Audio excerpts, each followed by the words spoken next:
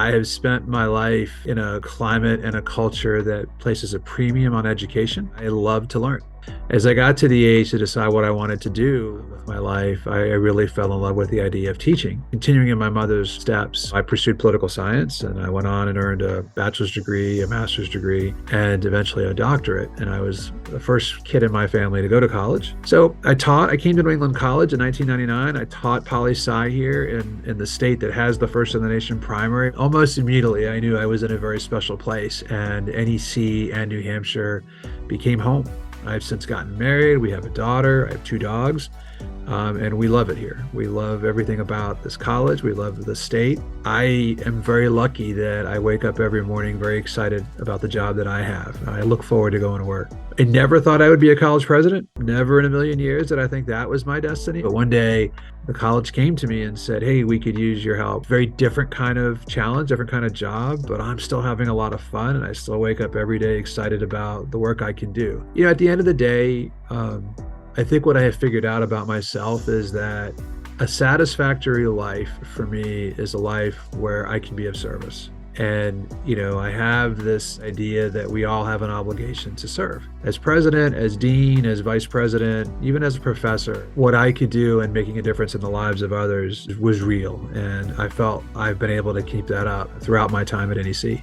The servant leader model is something that I very much believe in, and something that I have embraced, and hopefully something that I have emphasized to my colleagues. I try to create a very positive environment, a very supportive environment, but a hardworking environment. We talk in higher ed about the transformative power of higher education. Those are really great words that are really difficult to explain until you experience it, until you see the look in the eyes of a mom who's dropping off a kid from Brooklyn, New York, who never thought they would ever be able to go to a private college. Or you see the international student that has traveled for 15 hours in an airplane between 6 airports, has finally come to the campus and looks around, and you just see the tears in their eyes, just pride and joy of they've gotten here, right? This is a journey that they're beginning. Or when you get to that graduation stage, that moment, they earn that. They achieve that, and you had a role to play in that journey. That's the transformative part. And we always think of it as the student being transformed, but we are transformed in each of those instances. That's the part I go home and I smile. When the idea of inauguration was first raised with me, I kind of said, I don't know. I don't know if I want to do that. It feels like it's a little too self-congratulatory. But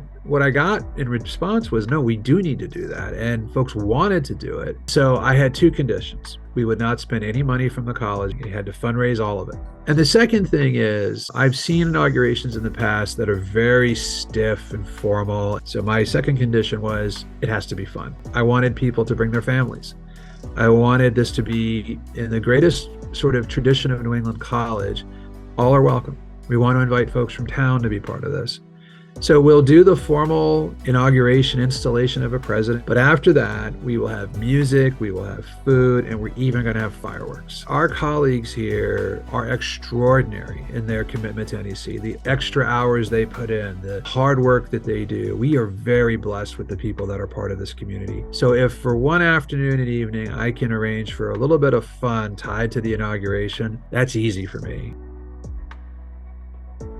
We have to adapt. The nursing program has taught me a lot. It's a fantastic program. We have great people involved in it. But what's really struck me is that the reaction from the community to it has been so incredibly positive. Why? Because there's a tremendous shortage of nurses in our country. And so for me, higher ed has an obligation to try to help with those kinds of problems. So whether it's nurses or school teachers or cybersecurity professionals or whatever it is, you name it, we have an obligation to try to help fill that gap. And I think the future of NEC is to be much more aligned with addressing those challenges out there than we have been, or that higher ed has been. I also believe that something we do very well is the smallness of NEC allows us to be very much caring about the individual student and their journey. I don't want to lose that. We're always going to be a relatively small college.